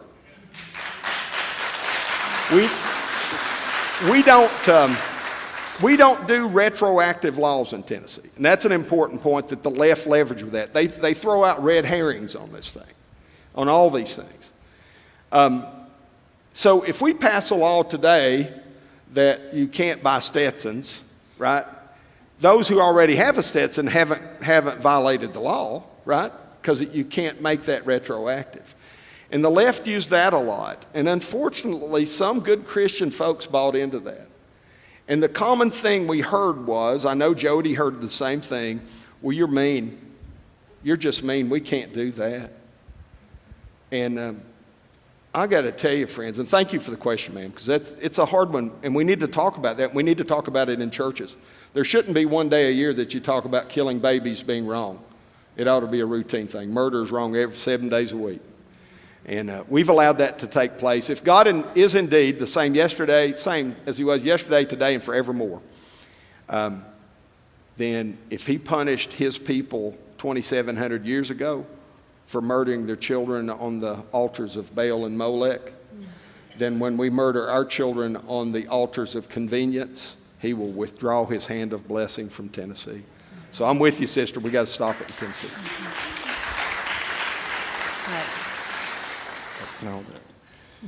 Hello, Monty. One of the major issues we are facing in this country and even here in the great state of Tennessee is leftist violence. After the assassination of Charlie Kirk, the networks that worked against ICE this past year and the lunatics that burned down our great cities in 2020 have continued to operate freely while our leaders have basically pretended they don't exist. Most of the solutions that I can think of are backed up in the Constitution to take care of these terrorists. I mean, after January 6th, they were hunting down 70-year-old grandmas that spat on the sidewalk in the Capitol. But every time we try to do something, some judge with a name you can't even pronounce tells us that you can't, and we walk home with our tail between our legs. So earlier you said, break glass in case of emergency. Well, what will you do to fight the left, and how will you use your executive power to dismantle those leftist organizations? Will you ignore these activist leftist justices or even investigate them for their complicity? Andrew Jackson family said about an unruly judiciary, they've made their decision, now let them enforce it. Read that last part again. It's really garbled. I didn't hear the last sentence. Read that last sentence. About Andrew Jackson? Mm-hmm. They said, the judiciary made a decision, now let them enforce it. Okay, I got you. I thought that's what you're saying. So give me your question out of that again one more time, because I got all the reading and the statement, so give me what's your question. So I said you would break the glass in case of emergencies. what will you do to fight the left and these organizations that are leftist terrorist organizations? And how will you use your executive power to dismantle those organizations? And will you ignore the activist leftist justices that are complicit in this ongoing mess? Yeah. So I think one of the first things that we have to do is stop funding through non-governmental organizations and nonprofits some of those organizations that are doing that. I think that there are many cases that we should be seeking, and much of that is from the Attorney General, seeking prosecution or civil penalties for some of those organizations that have been bad actors. And I think there's not been a willingness to take that on. I can't point one to two or point to point on these, but I suspect we've allowed so much money to come into politics, it's become so polluted that everybody's associated in a donation somewhere, and we have a hard time doing that. We have a hard time just holding the line and enforcing the Constitution. So that Article 1, Section 3 that I mentioned a few moments ago that we did for an invasion, it also talks about a rebellion. And we had a criminal rebellion in Memphis, Tennessee. I think we probably have a criminal rebellion in other places across the state of Tennessee. And I think the governor has the authority. The governor in Tennessee, unfortunately, over especially the last 8 years, has assumed authorities he does not have. So I think that's even more dangerous. That's the most dangerous thing that you can allow to have. So you can't give yourself a power that the people have not already given you. But I think there is an authority to be able to go after some of those rebellious criminal activities. We had folks that were protesting on the Mississippi River Bridge, if you'll remember a couple years ago, and blocking traffic. We've carried some legislation to try to help deal with that. I think what it really comes to is you just got to arrest those people and take them to jail. And if that's the state forces doing that, our sheriffs have to do the same thing. Our sheriffs are the high law enforcement agency in the state of Tennessee. There's been some trends, I think, that are negative in the state, that we've attempted a centralization of law enforcement power in Nashville. I'm never going to be in favor of that. The authority's got to maintain first with the sheriff. But I do think there's opportunities. We've hired so many state employees that work either in Homeland Security or even in the Department of Safety. I think there is room to have a task force of people. Specifically, the first thing that comes to mind for me is the human trafficking. I think that that's an active industry in the state of Tennessee, and I think we need to cut that completely off and dehead the creature that is driving that. Thank you. Thank you for taking the time to be here. I have an easy question regarding Islamification, and that is a real easy one, right? You're setting me up. Yes. What would you do as governor to limit the influence of this political ideology that masquerades as a religion in a country where they are absolutely opposed to the U.S. and the Tennessee constitutions? I find it absurd that Muslims can even take an oath of office in this country when they simply cannot put the U.S. Constitution above their Sharia law and their text. So I agree with you completely. I think that Islam is incompatible with both our Tennessee and our U.S. constitutions. And I'll read something. This is indicative of what I would, as your governor, would. I'm not going to read the whole thing, I promise. It's 5 pages long. This is what I sent to Governor Lee, and I give him an example. I sent this on June 9th. Those of us who grew up during the Cold War understand that there have always been foreign enemies seeking to extinguish the light of liberty that America holds out to those yearning to be free. The events of September 11, 2001 were a horrifying reminder that those enemies still exist, and we've taken steps to protect ourselves from another direct attack. However, as you can see from the enclosed congressional findings, and that's the pages I won't read, there are Muslim organizations operating in the United States that want to eliminate and destroy Western civilization from within. The United States is their primary target precisely because the concept of liberty and individual freedom that our Christian heritage promotes threatens the control that they wish to exert over the world as a whole. And here's where the second part to answer your question I wanted to read to you, and then I'll just talk some, 2 more paragraphs. With the fall of the Berlin Wall in 1989 and the subsequent dissolution of the Soviet Union in 1991, most Americans believed that we had defeated communism. However, there is a growing evidence that suggests that the Muslim organizations are partnering with communist factions to bolster their numbers and collectively work against the liberty and the rights of the individual that our founders enshrined in the Declaration of Independence, the U.S. Constitution, the Bill of Rights, and our Tennessee Constitution. Therefore, it is incumbent upon the leaders of this nation and of the state to serve as watchmen on the wall, calling attention to the danger that the mission of these groups present to us as a people and our way of life. The Council of American Islamic Relations, CAIR, is one of the organizations that the federal government has identified as having connections with Hamas, the Muslim Brotherhood, and have already designated as terrorist organizations. There is also mounting evidence that the AMAC, the American Muslim Advisory Council, which operates as a nonprofit, back to the answer for the young man's question earlier, within Tennessee, has official values and goals that are closely aligned. Rather than read the last question, what I basically am asking the governor to do is declare them an enemy of the state of Tennessee, a terrorist organization that equips us to be able to do some things a little bit differently than what we're doing now. I think we've got to do that. I think it sends a strong message for us, and I sent that again on June 9th. I sent it out to some media sources. I may not have said this a moment ago. If I did, if I'm repeating myself, remember and be gracious. I got home at 2:30 this morning, and after I speak 4 and 5 times a day on some days, I sometimes sound like that old guy that repeats himself. So forgive me with that. But this whole Red-Green Alliance is a great threat to us and our generation. But it is even a greater threat to our children and our grandchildren. And it's going to be time for men of courage in the United States and the state of Tennessee and women of conviction to stand up and say, no, we're not going to tolerate that. And for those of us that are Christians, to love those human beings and present them with the gospel of Jesus Christ that they might be saved. But to never allow that ideology to overtake our Constitution and our way of life, nor our Christian heritage. But how do you prevent that taking over?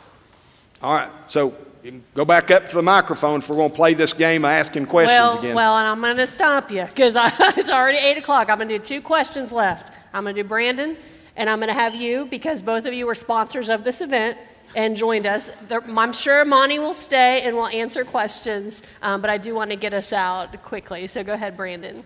So there are a lot of homeschool families in here. I know it because I attend this church. Like, we're spending roughly $170,000 over 13 years to graduate functionally illiterate kids in Tennessee schools. Our proficiencies are around 30 to 25%. I look at the laws that they passed in the legislature here recently, and it's like you can't molest the kids, you can't have sex with them, you can't indoctrinate them.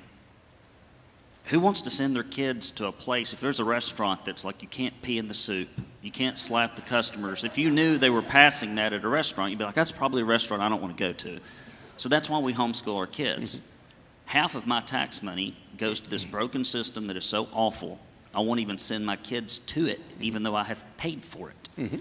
And what would your position be on some kind of, not a rebate, because I don't think giving the government your money and then them giving it back always comes with strings, but some kind of tax deduction in property taxes. You could send in some paperwork, check a box on your form to the assessor, and half your property taxes go away to help you actually educate your kids at home.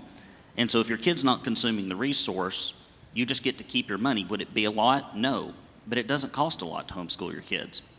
And that's what my wife does. I don't do it. I would say I do it. She does it.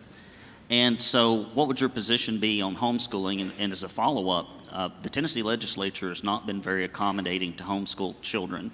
The bills of just like that you can homeschool your kid without government intervention failed in the House because we had activist judges, some of which are in our community right here. Rob Filial sends a letter in and it's like, well, what if the kids are being molested or beat up? We'll never know. Well, they're being molested and beat up because we report on it every week in government schools, which the legislature has complete oversight over. So it seems like the legislature is not minding their own store. And even you look at the 1800s, like the curriculum has been so watered down. Like it used to be like 4th, 5th grade, you could do what now is competency after 12 years. And so what would your position be on some kind of tax relief for homeschool parents since they're not impacting the government schools, but their money is going to them?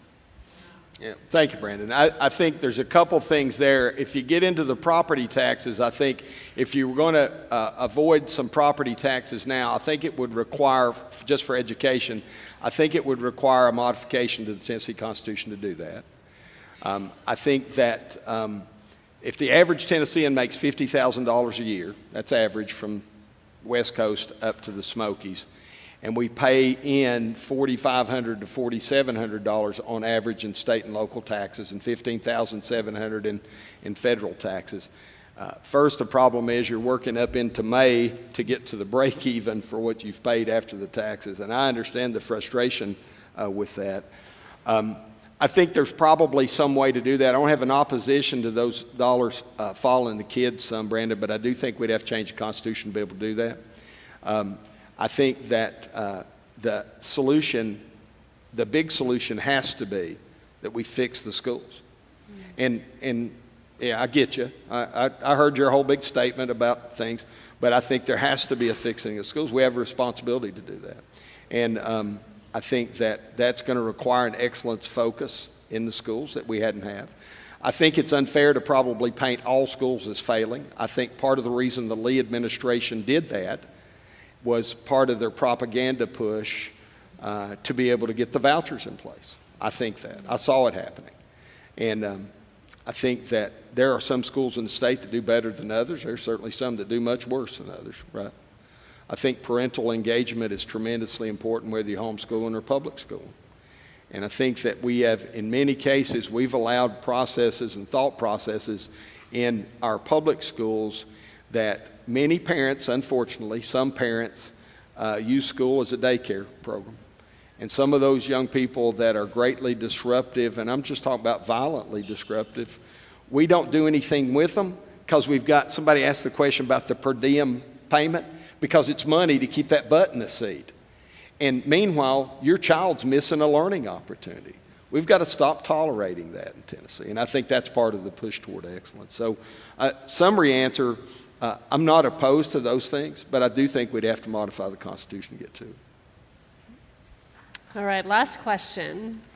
So my name is Bella Strebel, and I'm a state chair for Young Americans for Liberty. But first of all, I also want to thank Monty. Not only does he come to these debates as the only candidate, but he also took the time out of his busy schedule last semester to come to my school and speak to college students, and that was just really, I just really thank him for that. So, but as many of you know, I'm the crazy gun lady who's been fighting all semester for our campus carry bill, but I just graduated from East Tennessee State University, which is currently the most liberal school in Tennessee, and I've tried to share the gospel. I've been told multiple times, I hope you get shot and killed, I hope you get raped. What is your advice for young people who are scared to get involved and are scared to be bold in their faith because of what people are going to say about them? Bella, can I ask you, just in case somebody missed what you were saying, make that restatement about what people said to you, because everybody in this room needs to hear that. So I've been told multiple times, hope you're getting shot and killed, I hope you get raped on my campus, just for speaking about what I believe in and the truth of the gospel. This is because this young lady has stood up for Christ, and because she has said that your rights come from God. She's heard that in her schools. And so when you ask yourself the question, shouldn't we have campus carry? Shouldn't this young lady be able to defend herself? That's an absolute yes. And demonstrated great courage. So now ask me the question again, because it amazes me every time you tell me that story. So something that frustrates me is so many young people I talk to, they don't know what's going on in their communities. They're not, talking to their mayors or their representatives. They just have no clue what's going on. They're not getting out and voting. In my county, only 7% of the people ages 18 to 25 went out and voted. So what is your advice to young people who are scared to get involved or just don't think that it matters to get involved in politics? I think first, don't allow what has become the seniority system of politics to discourage you from getting involved.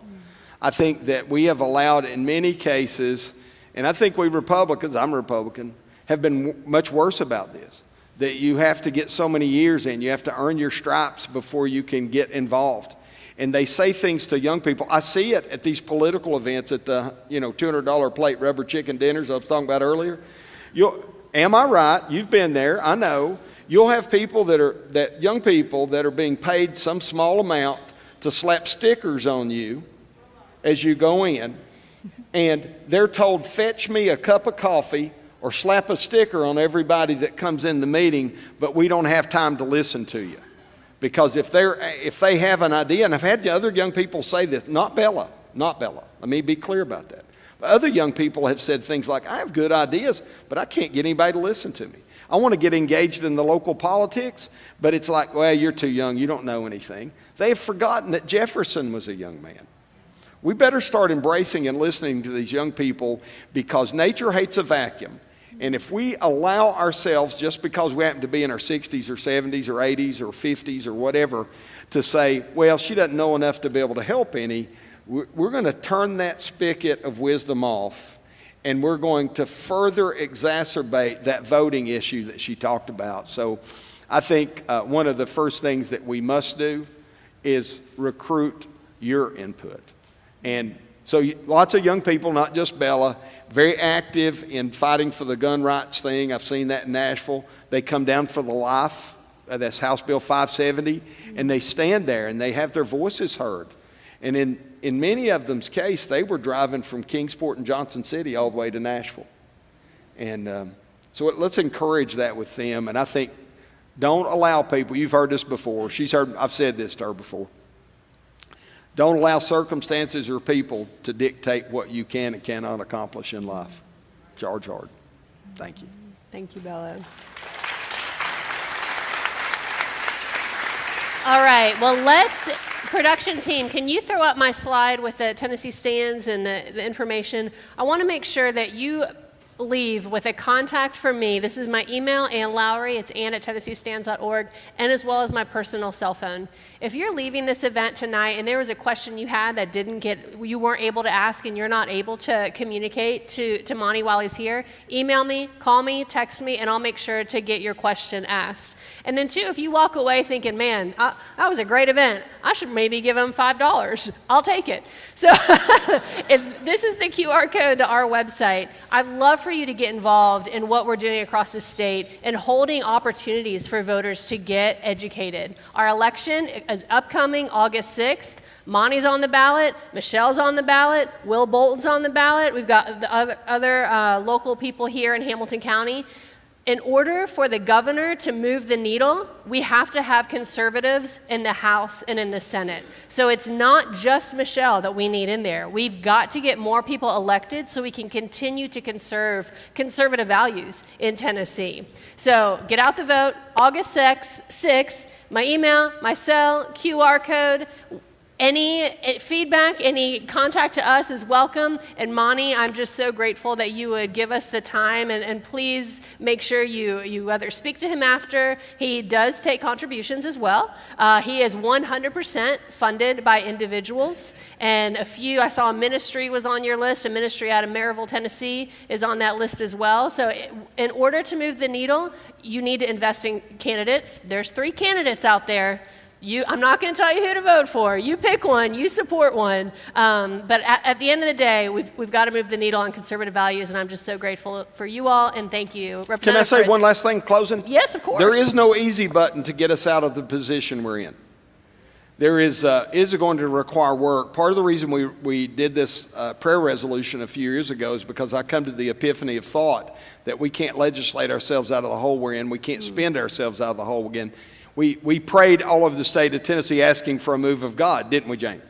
And we better do that. There better be a move of repentance in the state of Tennessee or we're in trouble. And that's going to start first with us men. And secondly, whomever you elect, pray for them. I've already said, I'm asking for your vote.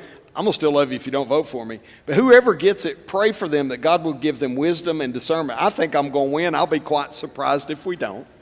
But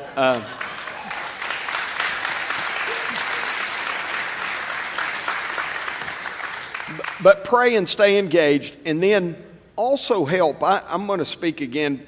Michelle's gone. I think I don't see her sitting over here. I see how much she works, and others do this. When, there are a few that they're reading bills till 11 and 12 o'clock at night when we're in session because they're seeing 1,500 items or 1,200 items or whatever the number is that they have to read and digest. Help them. Be part of these organizations that review bills and send them in. Get your input and help. It is a monumental task, I promise you, to do what folks like she is doing and what Will Bolton may be doing. So make sure you're helping these folks out. Thank you. Thank you. All right, thank you. Good night.